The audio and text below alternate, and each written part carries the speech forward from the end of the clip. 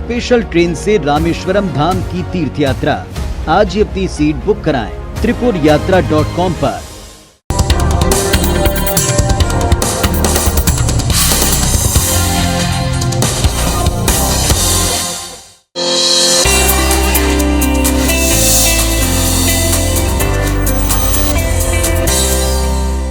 नमस्कार, स्वागत है आपका IBC 24 में और मैं हूं आपके साथ शालिनी हाडिया। आप देख रहे हैं सेहत से जुड़ा हमारा खास कार्यक्रम हेल्थ गुरु। कई बार हम सेहत को लेकर काफ़ी बातों को नज़रअंदाज कर देते हैं और यही छोटी छोटी दिक्कतें कई बार एक गंभीर बीमारियों का रूप ले लेती हैं।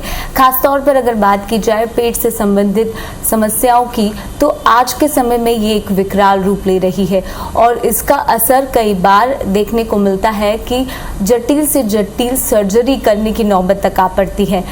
हालांकि 21वीं सदी में मेडिकल साइंस ने भी खूब तरक्की कर ली है और आज आधुनिक तकनीक से हर प्रकार की जानना संभव हो पाया है। आज के हमारे इस हेल्थ गुरु में हम बात करेंगे लेटेस्ट टेक्नोलॉजी का और किस तरह से पेट से संबंधित बीमारी से निजात पाना आसान हो चुका है। तो चलिए आगाज करते हैं हेल्थ गुरु का।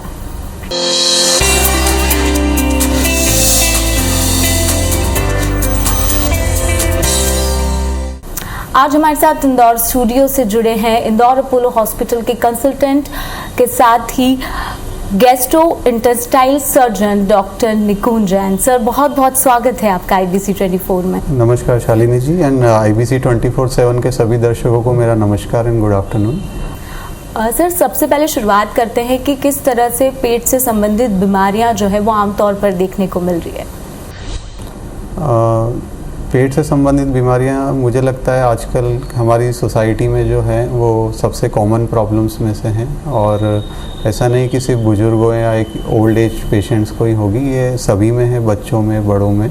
और जो मोस्ट कॉमन प्रॉब्लम्स हैं वो आजकल हमारी चेंजिंग लाइफस्टाइल और जो खाने पीने में हमारे बदलाव आया है उसकी वजह से है और साथ ही स्ट्रेसफुल जो हमारा लाइफस्टाइल है उससे भी उस पर फ़र्क पड़ा है। बीइंग ए सर्जन मैं आपको सर्जिकल प्रॉब्लम्स के बारे में ज़्यादा बताता हूँ। तो जो सबसे कॉमन सर्जिकल प्रॉब्लम्स हम OPDs में जब देखते हैं कि पेशेंट्स हमारे पास आते हैं वो है पेट में गॉल ब्लैडर में स्टोन्स हो जाना, हर्नियाज हो जाना, अपेंडिक्स की प्रॉब्लम हो जाना और जिन लोगों को एसिडिटी और रिफ्लक्स की प्रॉब्लम है उन्हें GERD बोला जाता है या हाइटस हर्निया हो जाना, या कुछ हमारे साथी आते हैं प्रॉब्लम्स के साथ जैसे पाइल्स या फिशर फिस्टूला को लेके। तो ये हमारी मोस्ट कॉमन प्रॉब्लम्स हैं जो हमारे गैस्ट्रोइंटेस्टाइनल ट्रैक्ट से संबंधित हैं और हमारी सोसाइटी में अधिकतर लोगों को किसी न किसी फॉर्म में ये प्रभावित करती हैं। डॉक्टर जॉन, हमने देखा है कि टेक्नोलॉजी अब बहुत ज़्यादा एडवांस हो चुकी है। इसके पहले आप चेन्नई अपोलो हॉस्पिटल में भी रहे हैं, क्या इंदौर में भी उस तरह का सेटअप देखने को मिलता है? अभी तक ये माना जाता था कि शायद साउथ इंडिया या जो बड़े सेंटर्स हैं दिल्ली या चेन्नई वहाँ पर ही सारे टेक्निकल एडवांसमेंट्स हैं और कुछ पेशेंट्स यहाँ से उधर जाते भी थे। बट अब वक्त बदल रहा है, हर कोई एक दूसरे से कम्युनिकेटेड है और कनेक्टेड है। मैं कहूँगा कम्युनिकेशन हमारा सबसे होता है। तो जब मैं चेन्नई में था तो डेफिनेटली वहाँ का वर्क एटमॉस्फेयर और टेक्निक्स तो काफ़ी एडवांस थे, लेकिन जैसे मैं चेन्नई से इंदौर आया हूँ वैसे ही बहुत सारे डॉक्टर्स हैं जो अलग अलग बड़े सिटीज़ से अभी यहाँ पर शिफ्ट हो गए हैं और जो वर्क चेन्नई में या मुंबई में बोल लीजिए, दिल्ली में बोल लीजिए, अब वो इंदौर में भी हो रहा है। बस हमें जानना है कि वो कहाँ पर अवेलेबल है। लेटेस्ट टेक्नोलॉजी की बात करें तो कितना ज़्यादा प्रभाव देखने को मिलता है, क्योंकि पहले लोग सर्जरी कराने से डरते थे, उन्हें लगता था कि कुछ ज़्यादा चीड़फाड़ हो जाएगी, लेकिन वर्तमान स्थिति क्या कहती है? मैं कहना चाहूँगा कि पिछले कुछ सालों में सर्जरी करने का तरीका पूरी तरह बदल चुका है।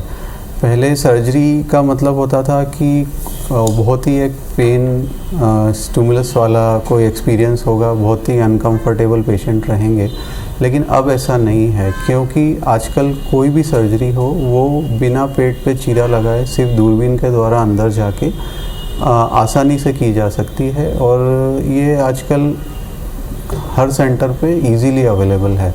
तो जो टेक्निक्स हैं, टेक्नोलॉजी है, वो काफ़ी एडवांस हुई है, साथ में पेशेंट्स के लिए अफोर्डेबिलिटी भी बढ़ी है। तो जो मेन एडवांटेजेस पहले के कंपैरिजन में अब हुए हैं वो ये है कि कॉम्प्लेक्स केसेस में भी हम लेप्रोस्कोपिक सर्जरी हो गई या लेज़र सर्जरी हो गई या रोबोटिक सर्जरी हो गई, इन तरीक़ों से पेशेंट्स को या कहीं कहीं पर एंडोस्कोपिक प्रोसीजर्स से पेशेंट्स को ठीक कर सकते हैं। तो जो उनकी सर्जिकल प्रॉब्लम्स हैं उनके लिए अब उन्हें उस तरह के पेट पे चीरा लगा के जो ऑपरेशंस किए जाते थे जो काफ़ी दर्द वाले होते थे, रिकवरी बहुत प्रोलॉन्ग्ड होती थी जिसमें ब्लड लॉस काफ़ी होता था, वो सब अब चेंज हो गया है। एब्डोमिनल सर्जरी के बारे में बात की जाए तो कितना बदलाव आप देखते हैं? काफ़ी बदलाव मैं देख रहा हूँ क्योंकि पहले एब्डोमिनल सर्जरी वॉज असेंशली कि कट लगेगा, एक ओपन सर्जरी होगी। आज भी हमारे यहाँ शायद छोटे सेंटर्स पे या जो पेशेंट अफोर्डिंग नहीं है वो अभी उन्हीं चीज़ों को फेस कर रहे हैं, उसी से गुजर रहे हैं। लेकिन अब एब्डोमिनल सर्जरी करने का तरीका पूरी तरह बदल गया है और ये एक ऐसा फील्ड है जिसने पिछले 5 साल में मैं कहूँगा बहुत ज़्यादा तरक्की हुई है और पेशेंट्स में भी काफ़ी अवेयरनेस आई है। अब जो इंदौर में हमारे पास पेशेंट्स आ रहे हैं वो हमसे आगे रह के डिमांड करते हैं कि सर कोई मिनिमल एक्सेस तरीके से, मतलब दूरबीन से या लेज़र या वो किसी भी लैंग्वेज में जो वो समझते हैं उसमें हमसे सर्जरी के बारे में पूछते हैं या डिमांड करते हैं कि ये सर्जरी इस तरीके से हो सकती है क्या, और हम उन्हें एक्सप्लेन करते हैं कि क्या क्या तरीके हैं, ओपन सर्जरीज़ के क्या क्या अल्टरनेटिव हैं, उस तरीके से हम आपको ट्रीट कर सकते हैं। डॉक्टर जैन, हमने देखा कि मिनिमल एक्सेस सर्जरी का जो चलन है वो काफ़ी बड़ा हुआ है। किस तरह की ये सर्जरी होती है? मिनिमल एक्सेस मतलब आपको पेट के अंदर जाते वक्त मिनिमल इंसिजन या होल से अंदर जाना है, that is all about minimal access. Then उसके बाद हम डाइजेस्टिव ट्रैक्ट पे जब सर्जरी करते हैं तो ऑलमोस्ट किसी भी बीमारी को हम यदि सर्जरी की ज़रूरत है तो मिनिमल एक्सेस से हम कर सकते हैं। और इवन मैं कहूँगा कि जो ओपन सर्जरीज होती हैं उनसे बेटर वर्क आजकल मिनिमल एक्सेस सर्जरी में हो रहा है। तो कॉमन प्रॉब्लम्स आप ये मान लीजिए गॉल ब्लैडर हर्नियाज हो गए, अपेंडिक्स हो गए, ये तो है ही। साथ में आजकल कोई भी रिफ्लक्स है, हाइटस हर्निया है, कॉम्प्लेक्स ईसोफेजल सर्जरीज़ हैं, आहार नली की सर्जरी है, हमारी इंटेस्टाइन में कोई प्रॉब्लम है या कोई बड़े ऑपरेशंस जैसे कैंसर के ऑपरेशन हो गए, मान लीजिए कि किसी को पैनक्रेटिक ट्यूमर है या किसी को रेक्टम में कैंसर है, तो वो सब भी अब मिनिमल एक्सेस सर्जरी से इजीली डील किए जा सकते हैं। और जो कि आज से कुछ सालों पहले तक ऐसा लगता था कि शायद संभव ना हो, लेकिन अब संभव है और रेगुलरली इंदौर में हम लोग ये सर्जरीज कर रहे हैं और हमारे पेशेंट सभी काफ़ी अच्छे इम्प्रूवमेंट और रिकवरी दिखाई है उन्हें और हमारे रिजल्ट्स भी काफ़ी अच्छे रहे हैं।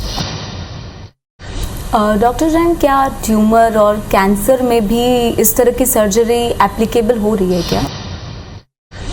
हाँ, आज वही मैंने बताया कि हमारे जो लार्ज ट्यूमर्स हैं, जैसे लार्ज इंटेस्टाइन का ट्यूमर है, स्टमक के ट्यूमर है, इंटेस्टाइन के ट्यूमर है, ईसोफेगस के ट्यूमर हैं, उनकी सर्जरीज अब इजीली मिनिमल एक्सेस तरीके से हो रही है, चाहे वो लेप्रोस्कोपी से की जाए, थोरेकोस्कोपी से की जाए, या जिन सेंटर्स पे रोबोटिक सर्जरी की फैसिलिटीज़ अवेलेबल है वहाँ रोबोटिक सर्जरी से ये चीज़ों को आराम से हम डील कर पा रहे हैं।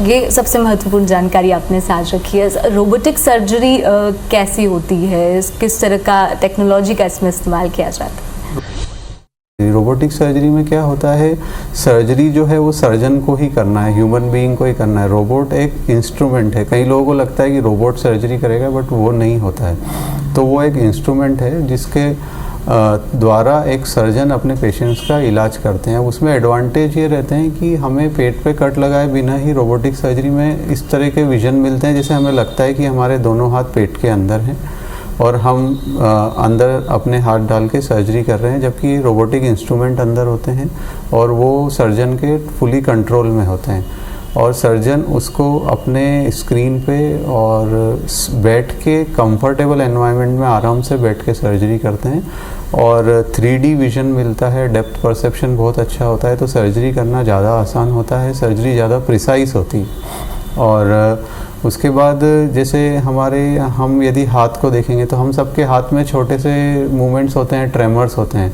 तो रोबोटिक सर्जरी में ये एबिलिटी होती है कि वो सर्जन के हाथ के छोटे मोटे ट्रेमर वाले मूवमेंट्स को फिल्टर कर देता है और जो डेफिनेट मूवमेंट सर्जन के हैंड के हैं वो ही अंदर जाएंगे। साथ में रिस्टेड मूवमेंट्स होते हैं, तो अंदर ऑपरेशन करना और डिफ़िकल्ट सर्जरीज़ को करना, लंबी सर्जरीज़ को करना ज़्यादा इजी है। सर, हमने देखा कि बहुत ज़्यादा एडवांस टेक्नोलॉजी आ गई है, लेकिन अगर हम वही आर्टिफिशियल इंटेलिजेंस की बात की जाए तो ये सर्जरी में कितना ज़्यादा प्रभाव डालते हुए नज़र आ रही है? आर्टिफिशियल इंटेलिजेंस एक ऐसा टर्म है जो सबको बड़ा अट्रैक्ट करता है और नो डाउट इस पे काफ़ी काम हो रहा है, बट मैं कहूँगा कि अभी फ़िलहाल सर्जरी में इसका उतना रोल नहीं है। आर्टिफिशियल इंटेलिजेंस एक टूल है, मैकेनिकल टूल है या एल्गोरिदम है या एक सॉफ्टवेयर है जो रोबोटिक सर्जरी में इनकॉर्पोरेट कर रहे हैं और सर्जरी करते वक्त इट विल हेल्प सर्जन को ये बताने के लिए कि आप जब यहाँ तक पहुँच गए हैं, इसके आगे यदि आप और आगे जाएंगे तो हमारी बॉडी का ये इम्पोर्टेंट पार्ट अब आने वाला है। तो सर्जन पहले से ही अलर्ट हो जाएंगे या अपने मूवमेंट्स को उस हिसाब से मॉडिफाई कर लेंगे। तो ये एक आर्टिफिशियल इंटेलिजेंस है। अभी एब्डोमिनल सर्जरी में वो सिर्फ रोबोटिक सर्जरी में थोड़ा सा इनकॉर्पोरेट हो रहा है, लेकिन still it is in very early phase. हाँ, डायग्नोस्टिक्स में आजकल आर्टिफिशियल इंटेलिजेंस का रोल है और कुछ अदर सर्जिकल फील्ड्स में आर्टिफिशियल इंटेलिजेंस जो है धीरे धीरे ऊपर आ रहा है। But may be in next 10 to 15 years artificial intelligence का काफ़ी रोल रहेगा और वो हमेशा एक सर्जन को असिस्ट करेगा अच्छा और प्रिसाइज ट्रीटमेंट करने में, rather than it will not replace a surgeon. Doctor जन, हमने ये देखा कि बहुत सारे कॉमन चीज़ें हमें देखने को मिलती है, जैसे पथरी हो गया, स्टोन हो गया, इस तरह के केसेस के आपके पास ज़्यादा आते हैं? हाँ, स्टोन के पेशेंट्स हमारे पास काफ़ी आते हैं। तो एक गॉल ब्लैडर स्टोन्स के पेशेंट हमारे गैस्ट्रो सर्जरी में काफ़ी हमारे पास आते हैं और एक बहुत ही कॉमन प्रॉब्लम है।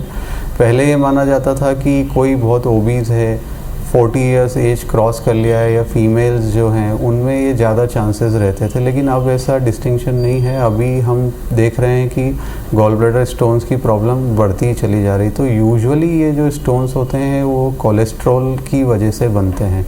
तो यदि हमारे खान पान में कंट्रोल कम है या कुछ लोग हैं जो नॉन वेजिटेरियन फूड खाते हैं तो वो लोग ज़्यादा इस चीज़ के लिए प्रोन है कि उनको गॉल ब्लैडर में स्टोन बन जाएगा।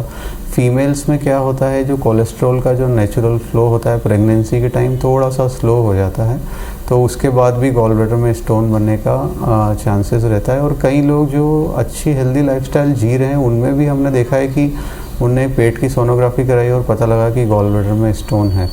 तो गॉल ब्लैडर स्टोन एक बहुत कॉमन प्रॉब्लम है। कई बार पेशेंट्स को पता नहीं होता कि उनके पेट में स्टोन है गॉल ब्लैडर में। उनको ये होता है कि वो कुछ भी फैटी फूड खाएंगे, तला गला ऑयली फूड, तो उनको पेट में डिस्कम्फर्ट होगा, अच्छा नहीं लगेगा, दर्द होगा या कभी उनके पेट में तेज़ दर्द उठ सकता है। तो कुछ पेशेंट सीधे हमारे पास ऐसे आते हैं कि पेट में काफ़ी सूजन हो गई है या जॉन्डिस हो गया है, और हम जब उनको इवेलुएट करते हैं तो पता लगता है कि इनके गॉल ब्लैडर में स्टोन है और उस स्टोन से और स्टोन रिलेटेड कॉम्प्लिकेशंस की वजह से पेशेंट्स में ये प्रॉब्लम हो रही है। तो हम लोग पेशेंट्स को यही बोलते हैं कि आप एक रूटीन हेल्थ चेकअप तो अपना कुछ सालों में कराते रहना चाहिए और पेट की सोनोग्राफी उसका एक इम्पॉर्टेंट पार्ट है। और साथ में लाइफस्टाइल चेंजेस में ये करें कि आप कोलेस्ट्रॉल बढ़ाने वाली चीज़ें जो उसको आप कम से कम खाएं और हेल्दी फूड खाएं, वेजिटेरियन डाइट लें, हाई फाइबर डाइट लें। और जब भी आपको यदि सोनोग्राफी में पता लगता है कि गॉल ब्लैडर में स्टोन है तो एक बार स्पेशलिस्ट से मिल लीजिए कि इसके लिए कुछ करने की ज़रूरत है या नहीं, क्योंकि सभी पेशेंट्स में करने की ज़रूरत नहीं होती। सिर्फ उन पेशेंट्स में जो गॉल ब्लैडर स्टोन उन्हें परेशान कर रहा है या तकलीफ़ दे रहा है या कॉम्प्लिकेशन करने के चांसेस ज़्यादा हैं। दूसरा, जो डायबिटिक पेशेंट्स होते हैं कभी कभी उनमें गॉल ब्लैडर प्रॉब्लम्स हो रही होती लेकिन उनको वो उतना सिम्टम्स नहीं आते, दर्द उतना प्रोमिनेंटली प्रेजेंट नहीं करता, तो उनका गॉल ब्लैडर अंदर ही अंदर ख़राब हो रहा होता है। कई बार ऐसे पेशेंट सीधे गॉल ब्लैडर में स्टोन की वजह से पस बनने के साथ हमारे पास आते हैं। तो ये सारी चीज़ें हमें ध्यान रखना है। बेहतर है यदि एक स्टोन है तो स्पेशलिस्ट जो भी आपके आसपास हैं उनसे मिल लीजिए, उनकी सलाह लीजिए और उसके बाद उनसे फॉलोअप में रहिए। डॉक्टर जैन, हम देख रहे हैं कि हर्निया आजकल बहुत ज़्यादा कॉमन हो गया है, मेल हो या फीमेल, इसकी क्या कुछ वजह होती है? तो हर्निया अगेन एक कॉमन प्रॉब्लम है। हम हमारी ओपीडीज़ में जो पेशेंट देखते हैं उसमें हर्निया का नंबर बहुत बड़ा है। तो हर्निया होने की कोई स्पेसिफिक एज नहीं है, ये बच्चों में जन्म से भी हो सकता है और बड़ों में भी होता है। तो जो मोस्ट कॉमन एज है हम देखते हैं हर्निया को एक ओल्ड एज में मेल्स में, तो उनको हर्निया होने के चांसेस बहुत ज़्यादा होते हैं। उनको प्रोस्टेट की प्रॉब्लम्स होती है, वो यूरिन में ज़्यादा प्रेशर से यूरिन करने की कोशिश करते हैं और धीरे धीरे ग्रेजुअली उनको हर्निया बन जाते हैं या और भी किसी वीकनेस की वजह से। और सेम हर्नियास कई बार मस्कुलर फिट यंग एडल्ट्स में भी बन जाते हैं और उन केसेस पे हर्निया में हम ये मानते हैं कि हर्निया में जो सर्जरी करा लेना सबसे बेहतर है एक बार डायग्नोस हो गया तो। दूसरा, जो फीमेल्स में हर्निया की प्रॉब्लम सबसे कॉमन कब होती है, जब वो प्रेगनेंसी के बाद डिलीवरी होती है, उसके बाद जो प्रेगनेंसी के दौरान पेट की दीवारों पे स्ट्रेचिंग रहती है, उस वजह से मांसपेशियाँ थोड़ी कमज़ोर हो जाती है और फीमेल्स में हर्निया बनने के चांसेस बढ़ जाते हैं। तो उन फीमेल्स को जिनकी मल्टीपल प्रेगनेंसीज हुई हैं पास्ट में, या कोई भी मेल या फीमेल हो जो ओबेसिटी से ग्रस्त हैं कि बहुत वज़न बहुत ज़्यादा है, तो ऐसे लोगों को भी हर्निया होने के चांसेस बहुत होते हैं। प्लस यदि किसी का कभी कोई ऑपरेशन हुआ है, खास करके चीरे वाला ऑपरेशन या ओपन सर्जरी, तो ऐसे पेशेंट्स को भविष्य में हर्निया बनने का रिस्क बहुत रहता है। तो यदि कभी भी आपको अपने बॉडी पे कहीं पर भी कोई एबनॉर्मल उभार या बल्ज महसूस होता है तो ये एक हर्निया हो सकता है। तो आप अपने नज़दीकी सर्जन से मिल लीजिए, सर्जन्स इसको डील करते हैं और उनसे समझिए कि ये हर्निया है या कुछ और प्रॉब्लम है। और यदि एक बार हर्निया डिटेक्ट होता है तो उसका कैसे समाधान हो, कैसे करना चाहिए और राइट टाइम क्या है, राइट टेक्निक्स क्या है। एंडोस्कोपी के लिए लेकिन कहा जाता है कि काफ़ी पेनफुल नहीं रहती है, क्या ये वाकई में सच है? मैं कहूँगा कि यदि एंडोस्कोपिक सर्जरी की बात करें अपन, तो हर्निया के रेफरेंस में जब एंडोस्कोपिक पेन फ्री सर्जरी की बात करते हैं तो ये एक कॉमन टर्म है। बेसिकली जो लेप्रोस्कोपी के इंस्ट्रूमेंट्स होते हैं उसी से हम ये सर्जरी करते हैं ऑपरेशन थिएटर में। बस ये है कि हमारा करने का तरीका बदल गया है। अब हम पेट में जाए बिना पेट की दीवार की लेयर्स के बीच चले जाते हैं, वहाँ पे जाके स्पेशल टेक्निक से हर्निया को ठीक करते हैं और मैश लगाते हैं। और ये टेक्निक जो है कन्वेंशनल जो लेप्रोस्कोपिक सर्जरी है उसके कंपैरिजन में मैं कहूँगा काफ़ी अच्छी है, पेशेंट्स के लिए काफ़ी सेफ़ है। इसमें कॉम्प्लिकेशंस होने के चांसेस कम हैं और डेफिनेटली दर्द जो होता है ऑपरेशन के बाद वो भी काफ़ी कम है। और कुछ डॉक्टर्स का ये मानना है कि यदि एंडोस्कोपिक तरीके से की जाए तो हर्निया के फ्यूचर में दोबारा आने के चांसेस भी कम हो जाते हैं। डॉक्टर जान, हम देखते हैं कि बहुत सारी कॉमन प्रॉब्लम्स इस दौरान उठती है, जैसे चेस्ट में बर्निंग हो गई या एसिडिटी हो गई, क्या इस तरह के केसेस भी मिलते हैं?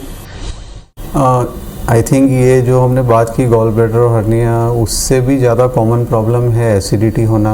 कई लोग कहेंगे कि मुझे काफ़ी एसिडिटी हो रही है, पेट में जलन हो रही है।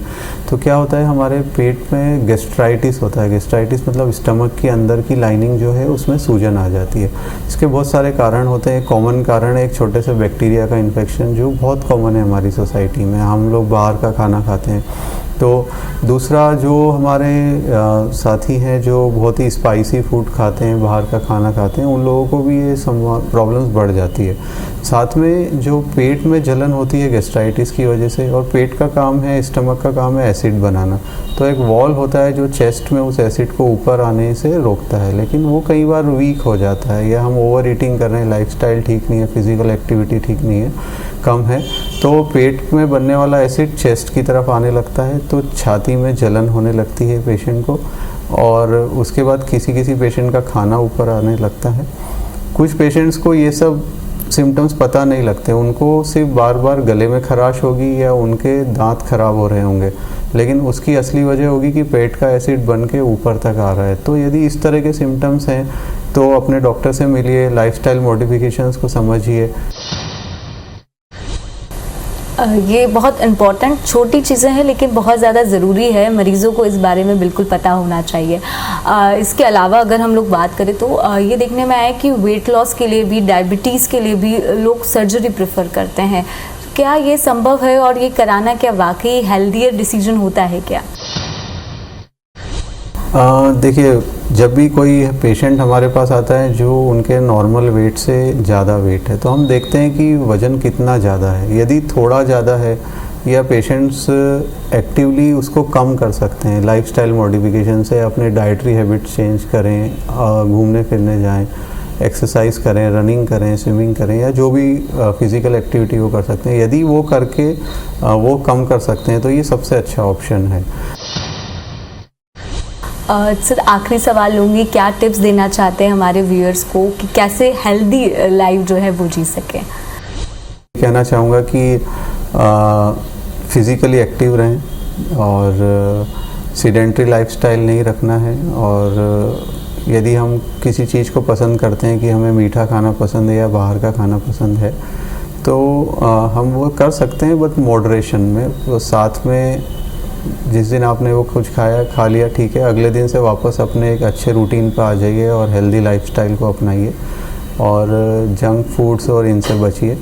और मैंने देखा है ट्रेंड है कार्बोनेटेड ड्रिंक पीते हैं, कोल्ड ड्रिंक पीना है, जो कि उसमें कुछ न्यूट्रिशन तो है नहीं, वो हमें नुकसान ही पहुंचाएगा। तो प्रोसेस्ड फूड, पैक्ड फूड, उसकी बजाय आप जो भी फ्रेशली कुक्ड फूड है, ताज़ा खाना है, उस पर ज़्यादा जाएं और जितना हो सके अपने आप को हमारे पुराने तरीक़ों की तरफ लेके जाइए जो हमारे शायद बुज़ुर्ग लोग किया करते थे।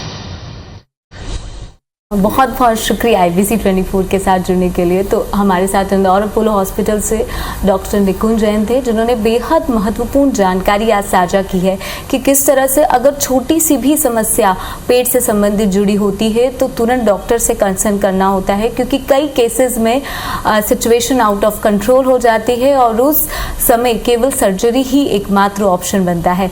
तो हमारी कोशिश यही है कि आप हमेशा स्टे हेल्दी रहे और अपनी जो लाइफस्टाइल है उसमें बेहतर और पॉजिटिव एटीट्यूड के साथ हेल्दियर खाना जो है वो अपने डाइट पर शुमार करें।